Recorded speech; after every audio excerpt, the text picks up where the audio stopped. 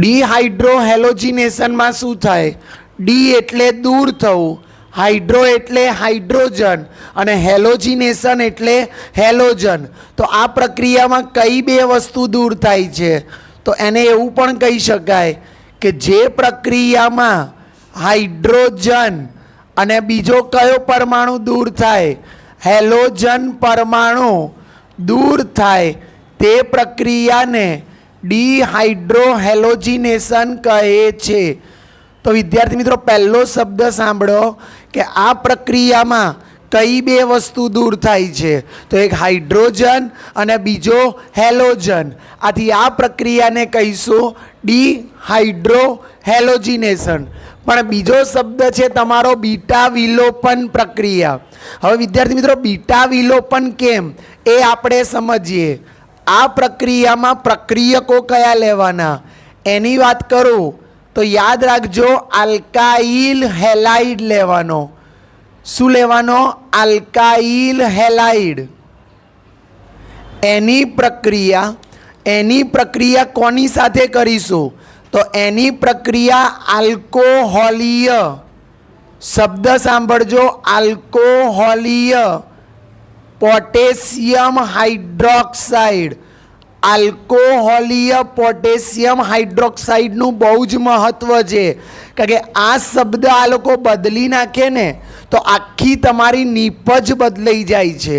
એટલે હું તમને બંને પ્રોડક્ટ સમજાવીશ. જો અહીંયા જલીય KOH આપે તો તમારી પ્રોડક્ટ બદલાય અને આલ્કોહોલીય KOH આપે તો પણ તમારી પ્રોડક્ટ બદલાય. આલ્કોહોલીય KOHનો અર્થ શું થાય? તો શબ્દ સાંભળો, એ લોકો કેટલીક વખત ઇથેનોલ શબ્દ વાપરે. ઇથેનોલ શબ્દ વાપરે ત્યારે પણ સમજવું કે એ પ્રક્રિયામાં આલ્કોહોલ જ છે. આથી આ પ્રક્રિયામાં શું વપરાય છે યાદ રાખજો, બહુ જ અગત્યની બાબત છે. જો આલ્કોહોલીય KOH હોય તો અને તો જ આ પ્રક્રિયા થાય. પણ પ્રક્રિયક કયો છે? Alkyl halide. આલ્કાઇલ હેલાઇડની આલ્કોહોલીય KOH સાથે પ્રક્રિયા કરતા આ જે શબ્દ લખું છે એ ધ્યાન રાખજો, આલ્ફા કાર્બન પરથી. હજુ તમને સમજાવીશ કોને કહેવાય આલ્ફા કાર્બન. આલ્ફા કાર્બન પરથી હેલોજન પરમાણુ દૂર થાય. રિપીટ કરું છું, આલ્ફા કાર્બન પરથી હેલોજન પરમાણુ દૂર થાય અને બીટા કાર્બન પરથી, રિપીટ કરું છું, બીટા કાર્બન પરથી હાઇડ્રોજન પરમાણુ દૂર થાય.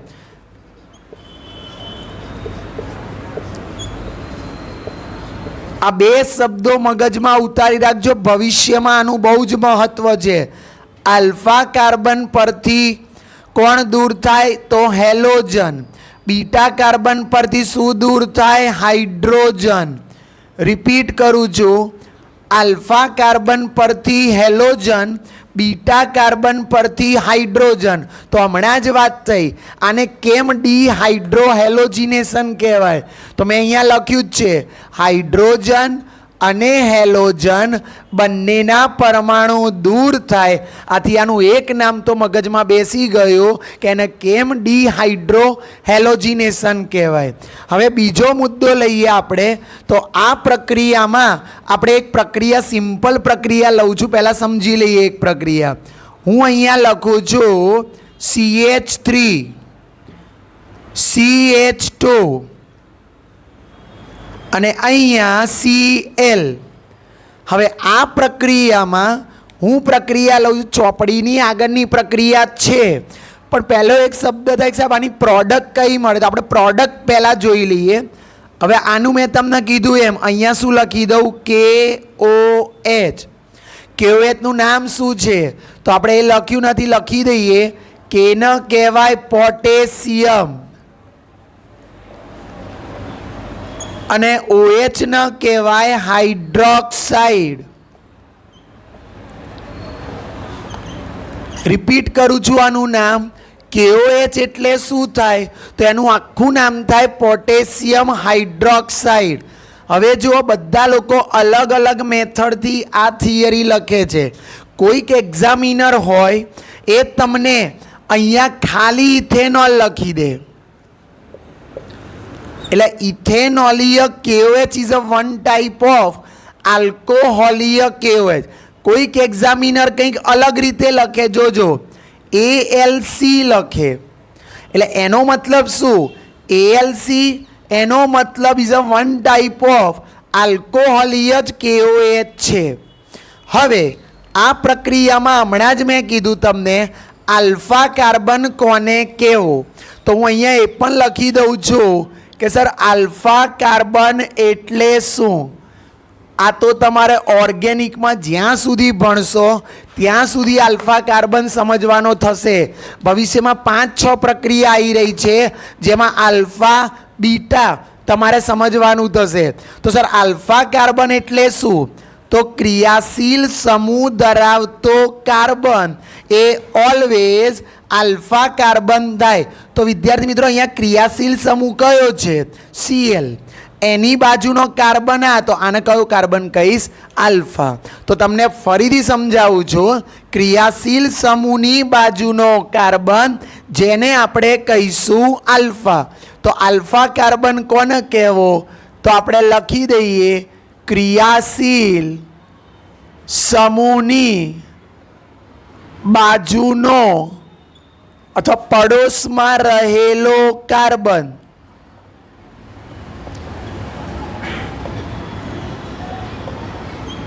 એને હંમેશા આપણે આલ્ફા કાર્બન કહીશું. હવે બીજી વાત કરીએ બીટા, તો લોજિકલી આલ્ફાની બાજુનો કાર્બન એ હંમેશા બીટા જ થાય.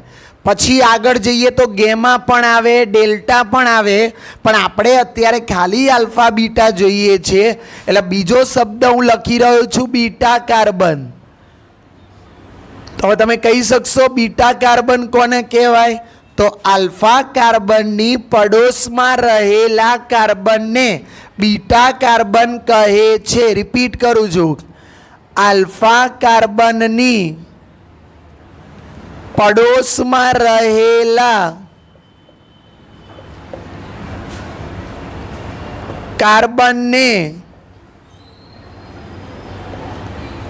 કયો કાર્બન કહે છે? આપણે લખીએ તો બીટા કાર્બન કહે છે. રિપીટ, આલ્ફા ક્રિયાશીલ સમૂહની બાજુનો કાર્બન. સાહેબ અહીંયા ક્રિયાશીલ સમૂહ આલ્ડીહાઇડ હોય તો એની બાજુનો કાર્બન પણ આલ્ફા.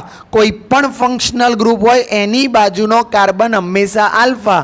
આલ્ફાની બાજુનો કાર્બન બીટા. હજુ જો આગળ જવું હોય તો ગેમા, હજુ એની આગળ જવું હોય તો ડેલ્ટા. પણ આપણામાં આલ્ફા બીટા છે એટલે આપણે આગળ જતા નથી. હવે મારા શબ્દો સાંભળજો. આલ્ફા કાર્બન પરથી વિદ્યાર્થી મિત્રો શું દૂર થાય છે? તો હેલોજન પરમાણુ.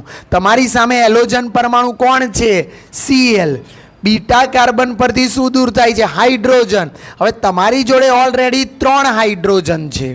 હવે 3 હાઇડ્રોજનમાંથી તમે કોઈ પણ હાઇડ્રોજન લઈ શકો. ધારો કે હું આ આલ્ફા હાઇડ્રોજન બીટા હાઇડ્રોજન લઈ લઉં છું. હા, બીટા કાર્બનના હાઇડ્રોજનને બીટા હાઇડ્રોજન કહી શકાય. ધ્યાન રાખજો, ભવિષ્યમાં તમારે આ બીટા હાઇડ્રોજનનો પણ ઉપયોગ થશે. તો વધ્યું શું? C જોડે કેટલા H છે? 2. અને આ C જોડે કેટલા H રહ્યા? 2. તો તમે અહીંયા તમારી નીપજ આ રીતે લખી શકશો. C જોડે 2 H વધ્યા અને આ C જોડે પણ 2 H વધ્યા. કાર્બનની વેલેન્સી કેટલી? 4. હવે 4 વેલેન્સી કરવા માટે કાર્બન કાર્બન વચ્ચે શું કરવું પડે? દ્વિબંધ. હવે દ્વિબંધ તો આને કહેવાય આલ્કીન. એટલે એક વસ્તુ ફિક્સ થઈ ગઈ કે આની અંદર હંમેશા બીટા વિલોપન પ્રક્રિયામાં નીપજ કઈ આવશે વિદ્યાર્થી મિત્રો? તો બીટા વિલોપન પ્રક્રિયામાં હંમેશા યાદ રાખજો આલ્કીન નીપજ મળે. રિપીટ કરું છું, નીપજ તરીકે તમારી કઈ નીપજ મળે? આલ્કીન નીપજ મળે. ઓકે, હવે આટલી તમને ખબર પડી ગઈ હશે. પણ સાહેબ છૂટું શું પડે? તો જો છૂટું પાડવાની વાત કરીએ તો વિદ્યાર્થી મિત્રો અહીંયાથી કે જાય અને અહીંયાથી Cl જાય તો છૂટું શું પડ્યું? અહીંયા તમે છૂટું પાડશો KCl પ્લસ બીજું જુઓ, અહીંથી H ગયો, અહીંથી તમારો H ગયો, અહીંથી તમારો OH ગયો, તો H અને OH દૂર થાય તો એને શું લખી શકાય? H2O. એટલે આમાં એક પાણી અને બીજું પોટેશિયમ ક્લોરાઇડ છૂટો પડે છે.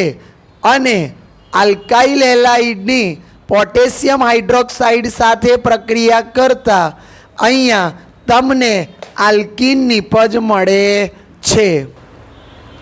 તો વિદ્યાર્થી મિત્રો, આપણે બીટા વિલોપન પ્રક્રિયામાં આલ્કીન નિપજ મેળવી. તો એવું કહી શકાય યોગશીલ પ્રક્રિયા કરતાં આ વિરુદ્ધ પ્રકારની પ્રક્રિયા છે જો ડિટેલમાં જઈએ તો.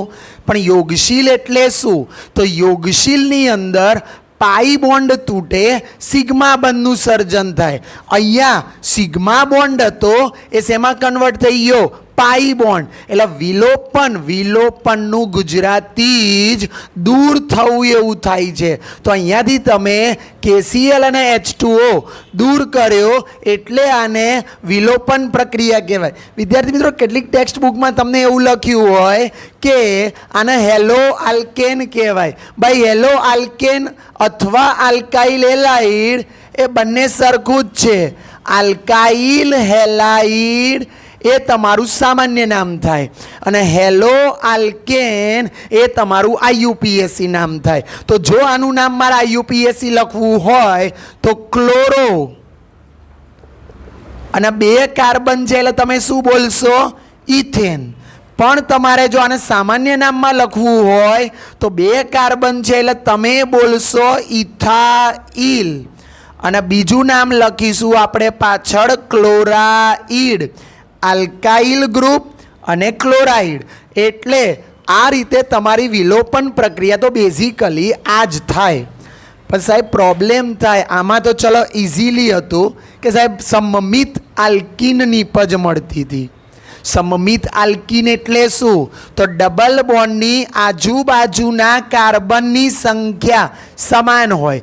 પણ કોઈ એક પ્રક્રિયા એવી હશે વિદ્યાર્થી મિત્રો કે જેની અંદર આમાં તમારે એક જ બીટા હાઇડ્રોજન હતો. કેટલીક પ્રક્રિયામાં યાદ રાખજો આ શબ્દ પણ, કેટલીક પ્રક્રિયાઓમાં બીટા કાર્બન પરમાણુની સંખ્યા, સાંભળજો, બીટા કાર્બન પરમાણુની સંખ્યા 1 કરતાં વધુ હોય. રિપીટ કરું છું, 1 કરતાં વધુ હોય તો તમારી પ્રોડક્ટ કંઈક અલગ અલગ આવશે. તો પ્રોડક્ટ અલગ અલગ આવે તો નિપજ પણ 1 કરતાં વધુ આવે. તો સાહેબ ત્યારે કઈ પ્રોડક્ટને આપણે કન્સિડર કરવી? બસ આમાં જ આપણે કન્ફ્યુઝન થાય. અને એના જ માટે એક વૈજ્ઞાનિક હતો, જો બધા અલગ અલગ નામે એને ઓળખે છે, એલેક્ઝાન્ડર. શબ્દ સાંભળજો, એક વૈજ્ઞાનિક આવ્યો જેનું નામ હતું એલેક્ઝાન્ડર ઝેઇત્સેવે. આ જૂના પ્રમાણે નામ છે. તો કેટલીક રેફરન્સ બુકોમાં તમને ઝેઇત્સેવે મળશે. આને જે નિયમ આપ્યો એને સેટઝેફનો નિયમ કહે છે. શબ્દ સાંભળજો, શું નામ છે? સેટઝેફનો નિયમ. હવે સાહેબ આને નિયમ શું આપ્યો? અથવા કેટલીક જગ્યાએ તમને એ જ નામ કંઈક અલગ દેખાય છે, ઝેત્સેફે. સાહેબ અમે તો નામ યાદ રાખીએ કે નિયમ યાદ રાખીએ? પણ એવું કોઈ ટેન્શન રાખવાની જરૂર નથી. ઝેઇત્સેવે, સેટઝેફ, ઝેત્સેફે આ ત્રણમાંથી ગમે તે નામ તમે વિચારી શકો. પણ આપણને નામ વિશે એ લોકો પૂછતા જ નથી.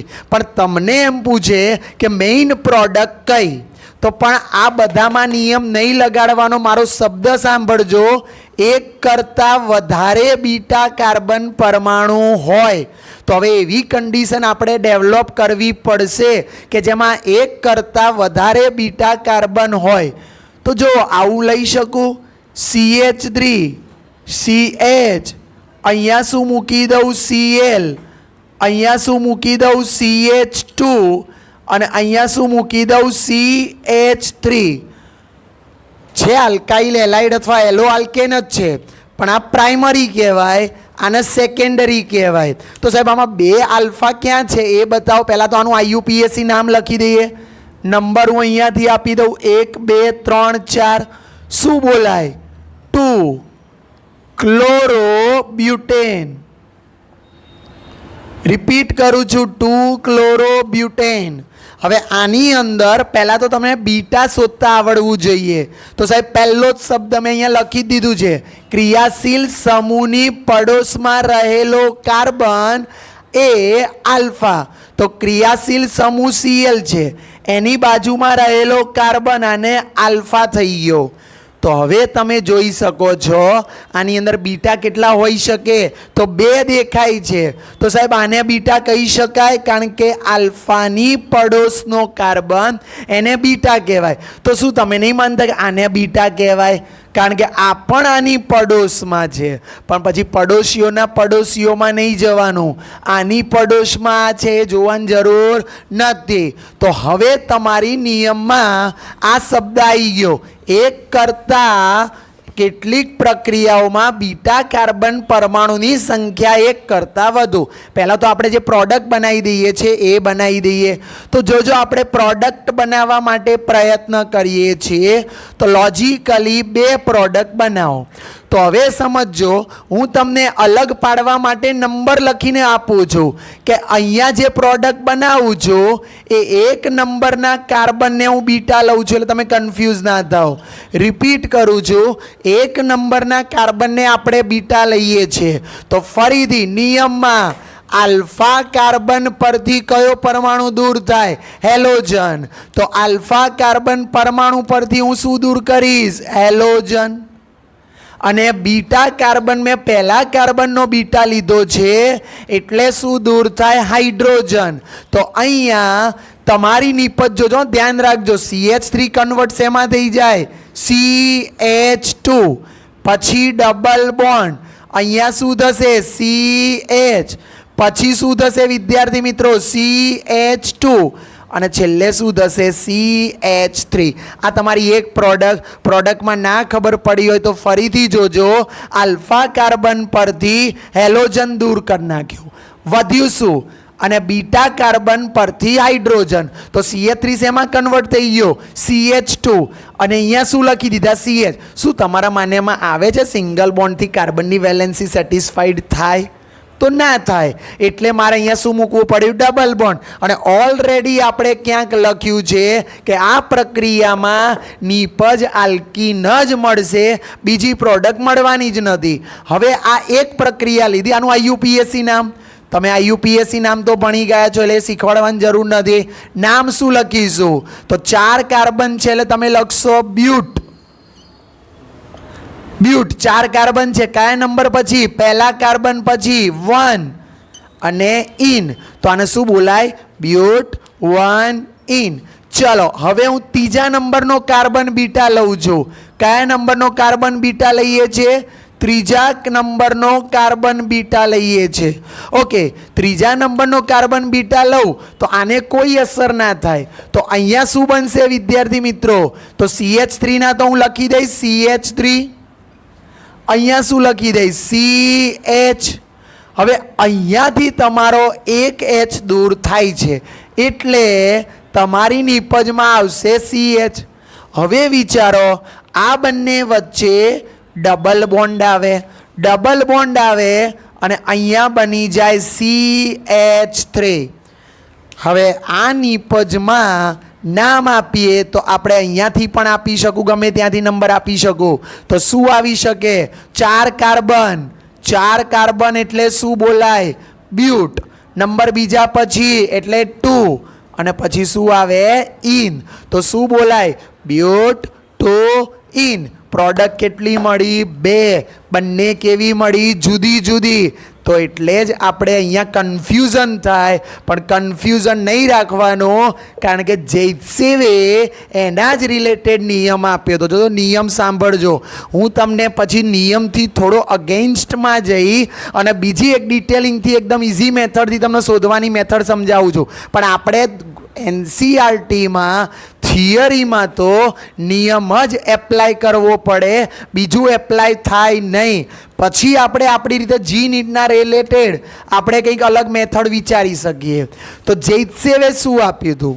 તો જ્યારે અસમમિત આલ્કીન નિપજ મળે તો જેમાં કાર્બન કાર્બન દ્વિબંધ ધરાવતા કાર્બનની બાજુમાં વધુ આલ્કાઇલ સમૂહ જોડાયેલા હોય, આલ્કાઇલ સમૂહ, તેને મુખ્ય નિપજ ગણવામાં આવે છે. થોડુંક સમજવું ટિપિકલ છે. હું પહેલાં લખી દઉં છું, પછી તમને સમજાવવાનો પ્રયત્ન કરું છું. કેવો આલ્કીન? અસમમિત આલ્કીનમાં શબ્દો આપણી રીતે લખી શકાય. અસમમિત આલ્કીનમાં શું થશે? તો કાર્બન કાર્બન દ્વિબંધ, ફરીથી કાર્બન કાર્બન દ્વિબંધની બાજુમાં, શબ્દ સાંભળજો, વધુ આલ્કાઇલ સમૂહ આવેલા હોય. વધુ આલ્કાઇલ સમૂહ આવેલા હોય. શબ્દ સમજો વિદ્યાર્થી મિત્રો, વધુ આલ્કાઇલ સમૂહ આવેલા હોય તેને કેવી નિપજ ગણવી? તમારી મુખ્ય નિપજ ગણવાની વિદ્યાર્થી મિત્રો. મુખ્ય. સાહેબ ચલો નિયમ તો ખબર પડી ગઈ છે, હવે એનું એપ્લિકેશન તો જોજો. આ કાર્બન છે, આ કાર્બન છે, અસમમિત તો તમને ખબર પડી ગઈ. કાર્બન કાર્બન દ્વિબંધની બાજુમાં, તો આ કાર્બન કાર્બન દ્વિબંધની બાજુમાં વધુ આલ્કાઇલ સમૂહ. હવે વધુ આલ્કાઇલ સમૂહ એટલે સમજો, અહીંયા હું જો આને ગોઠવણીથી સમજાવું તમને, તો તમે આ રીતે લખી શકો. થોડું કોમ્પ્લિકેટેડ છે એટલે થોડોક ડિટેલમાં જઈ રહ્યો છું. CH2 આ રીતે ડબલ બોન્ડ, આ C છે, એક બાજુ H છે જો વિદ્યાર્થી મિત્રો, અને બીજી બાજુ CH2 CH3. લોકો શું વિચારે કે સાહેબ 1 અને 2 આલ્કાઇલ સમૂહ, બસ આ જ તમારી ગંભીર ભૂલ છે. 1 અને 2 આલ્કાઇલ સમૂહ નહીં, આખું ઇથાઇલ ગ્રુપ એ જ તમારું એક આલ્કાઇલ ગ્રુપ. પણ અહીંયા તો શું છે? હાઇડ્રોજન. હવે તમે જુઓ, અહીંયા H, અહીંયા H, અહીંયા H, અહીંયા આલ્કાઇલ ગ્રુપ 1. તો હું અહીંયા શું લખી શકું? કેટલા આલ્કાઇલ ગ્રુપ આવેલો છે? એક આલ્કાઇલ ગ્રુપ એટલે સમૂહ. ઓકે, તો આની અંદર કેટલો આલ્કાઇલ સમૂહ છે? 1. જ્યારે અહીંયાની વાત કરીએ તો પાછું ફરીથી જોજો, કાર્બન કાર્બન દ્વિબંધ, એની પડોશમાં જો મેં અલગ પાડું તરત જ તમને દેખાશે કેટલા આલ્કાઇલ સમૂહ છે. તો ટોટલ 2 છે. તો અહીંયા આ રીતે લખી શકું, C ડબલ બોન્ડ C. ચલો વિદ્યાર્થી મિત્રો, એક બાજુ H લખી દઉં, એક બાજુ CH3 લખી દઉં, એક બાજુ H લખી દઉં, બીજી બાજુ CH3 લખી દઉં. સાહેબ આ સીસ ટ્રાન્સ આવું બધું આમાં વિચારવાની જરૂર નથી તમારે. અત્યારે તમારે આલ્કાઇલ સમૂહ જ ગણવાની જરૂર છે. તો આલ્કાઇલ સમૂહ તમે ગણી શકો છો. તો આના એક આલ્કાઇલ સમૂહ કહેવાય, અને બીજો આલ્કાઇલ સમૂહ. તો તમે અહીંયા લખશો 2 આલ્કાઇલ સમૂહ છે ભાઈ. તો વિદ્યાર્થી મિત્રો, આલ્કાઇલ સમૂહની સંખ્યા શેમાં વધારે છે? તો તમે જોશો કે આમાં, અને આમાં વધુ આલ્કાઇલ સમૂહ હોવાથી આ નિપજ કેવી થશે? તમારી મુખ્ય. અને આ નિપજ તમારી શું થશે? ગૌણ. એટલે એનો મતલબ આ વધુ પ્રમાણમાં મળશે, આ અલ્પ પ્રમાણમાં મળશે. અને આમાં કયો કન્સેપ્ટ લાગેલો છે તમને ખબર પડી? નિયમ તો આવડી ગયો. સેટઝેફે કંઈ એમને એમ નથી નિયમ આપ્યો, એણે કંઈક આગળનું વિચાર્યું. એમાં આલ્કીનની સ્ટેબિલિટી, રિપીટ કરું છું, આલ્કીનની સ્ટેબિલિટી, આ આલ્કીનની સ્ટેબિલિટી તમે ધોરણ 11 હાઇડ્રોકાર્બનમાં ભણી ગયા છો. જેમ આલ્કીનની સ્ટેબિલિટી વધુ એમ એની મુખ્ય નિપજ. તો એ આલ્કીનની સ્ટેબિલિટીનો કન્સેપ્ટ પછી ભવિષ્યમાં હું તમને શીખવાડીશ. અત્યારે મેં એક મેથડથી તમને પરફેક્ટલી શીખવાડી દીધું. હવે બીજી મેથડ તો યાદ કરો તમે, હાઇપર કોન્જ્યુગેશન. તો સાહેબ હાઇપર કોન્જ્યુગેશન કોને કહેવાય? તો અસંતૃપ્ત પ્રણાલી. આ શોર્ટ ટેકનિક છે, સમજવાનો પ્રયત્ન કરજો, બાકી તમારું થિયરિકલ ફંડા પ્રમાણે તો આ પરફેક્ટ છે.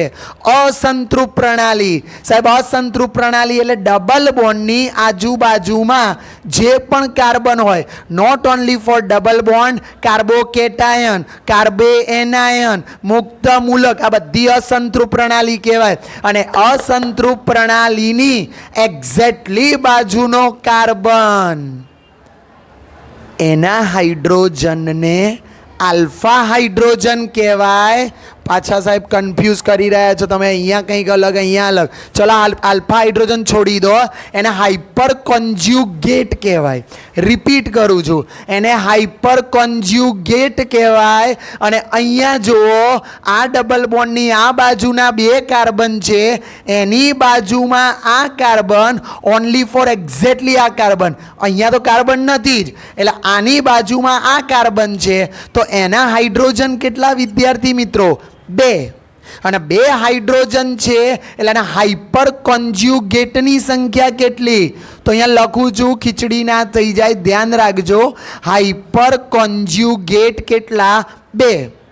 અને અહીંયા હાઇપર કોન્જ્યુગેટ ગણાવવાનો પ્રયત્ન કરો. જો આ ડબલ બોન્ડ ધરાવતો આ કાર્બન, કેટલા હાઇપર કોન્જ્યુગેટ? 3. આ ડબલ બોન્ડ ધરાવતો કાર્બન, કેટલા હાઇપર કોન્જ્યુગેટ? 3. તો ટોટલ 3 અને 3 6 હાઇપર કોન્જ્યુગેટ. પાછી બીજી મેથડ આવી. જેમ હાઇપર કોન્જ્યુગેટની સંખ્યા વધે એમ સ્ટેબિલિટી વધે. એના જીઓસીમાં તમે ભણી ગયા છો. શા માટે તૃતીયક કાર્બોકેટાયન્સ થાય, કેમ તૃતીયક મુક્ત મૂલક થાય, એના માટેનું રિસ્પોન્સિબલ છે હાઇપર કોન્જ્યુગેટ. એટલા માટે અહીંયા લખી દઉં કે હાઇપર કોન્જ્યુગેટ ચલે છે સ્થાયીતા, ઓકે, અને ચલે છે નિપજ, બરોબર. તો એક હાઇપર કોન્જ્યુગેટનો કન્સેપ્ટ. હવે સાહેબ એક છેલ્લો કન્સેપ્ટ જો આમાં નામાં સમજાવી દઉં છું. થિયરી કન્સેપ્ટ એકદમ ડિટેલમાં થિયરી ગયા છે. છેલ્લા કન્સેપ્ટમાં વિચારજો, આ તો અભણને પણ ખબર પડે કે સાહેબ ડબલ બોન્ડની બાજુના જે કાર્બન છે એ નહીં જોવાના, ડબલ બોન્ડના કાર્બન જ જોવાના. એમાં જો હાઇડ્રોજન ઓછા થયા તો એ મુખ્ય નિપજ. તો સાહેબ આ ડબલ બોન્ડની આ બાજુ કેટલા હાઇડ્રોજન છે? હાઇડ્રોજન કાર્બન નહીં તો 3 હાઇડ્રોજન છે. આમાં કેટલા છે? 2 હાઇડ્રોજન છે. મારા શબ્દો સાંભળો, જેટલા ઓછા હાઇડ્રોજન એ નિપજ મુખ્ય. સાહેબ 3 મેથડો આપી, એક મેથડ તો એપ્લાય થાય ને, તો છતાં પણ સ્ટુડન્ટ ભૂલ કરે છે. મેં 3 મેથડો અલગ અલગ આપી, છતાં પણ પ્રયત્ન કરજો. આ બહુ જ ઇમ્પોર્ટન્ટ થિયરી છે. સેટઝેફનો નિયમ, પ્રોડક્ટ કઈ મળે એ નક્કી કરવાની છે. થિયરિકલ તો આનું કન્સેપ્ટ છે જ, પરંતુ આનો MCQમાં બહુ જ ભરપૂર ઉપયોગ થાય છે. એટલે વિદ્યાર્થી મિત્રો એક વખત સ્ક્રીનશોટ પાડી દેજો અને ડિટેલમાં પ્રયત્ન કરીએ છીએ. એટલે વિડીયો થોડાક લાંબા થાય છે, પણ ગભરાશો નહીં, તમારા માટે જ આ બધું ચાલી રહ્યું છે. નહીં તો મારે ક્યાં તમને હાઇપર કોન્જ્યુગેટ ચોપડીનો ટોપિક ના શીખવાડી દેત, પણ તમારા માટે છે. MCQ પણ આની સાથે સોલ્વ કરીશું. જો વધારે ટાઈમ ના ગયો હોય તો ખાલી એક પ્રક્રિયા. વિદ્યાર્થી મિત્રો હજુ આની અંદર આપણે એક ટોપિક મેં પહેલાં જ કીધો હતો સાહેબ, આલ્કોહોલીય કેવો હોય છે? તો આલ્કીન. પરંતુ છેલ્લી પ્રક્રિયા તો આલ્કાઇલ હેલાઇડ અથવા હેલો આલ્કેન જ લઉં છું. CH3CH2Cl આનું નામ તો ફરીથી બોલું છું, ઇથાઇલ ક્લોરાઇડ અથવા ક્લોરોઇથેન. પણ આ લોકો વિદ્યાર્થી મિત્રો જોજો ભૂતકાળના MCQ KOH અને બાજુમાં પ્રેમથી હરખું દેખાતું મૂકી દે. અહીંયા મેં શું મૂક્યો તો ALC, અહીંયા મેં શું મૂક્યો એક્વાયસ. એક્વાયસ એટલે જલીય KOH, જલીય એટલે પાણી. આ પાણી વિસ્થાપન પ્રક્રિયા ચાલુ કરે, વિલોપન નહીં. અહીંયા બધામાં શબ્દ વિલોપન વાપર્યો છે, અહીંયા હું શબ્દ વાપરી રહ્યો છું વિસ્થાપન. તો સાહેબ વિસ્થાપન પ્રક્રિયામાં શું થાય તો અહીંયાથી તમારો K જાય, અહીંયાથી Cl જાય, બીટા બીટામાંથી હાઇડ્રોજન ના જાય, સીધો OH અહીંયા આવે. હવે તમારો અહીંયા OH આવે તો અહીંયા શું લખાય CH3CH2OH. નિપજ આખી બદલાઈ ગઈ. શું બની ગયો ઇથેનોલ. કેટલીક વખત ગુજરાતીમાં પણ એ લોકો લખે જલીય KOH. તો વિદ્યાર્થી મિત્રો આ બે MCQ ખાસ ધ્યાન રાખજો.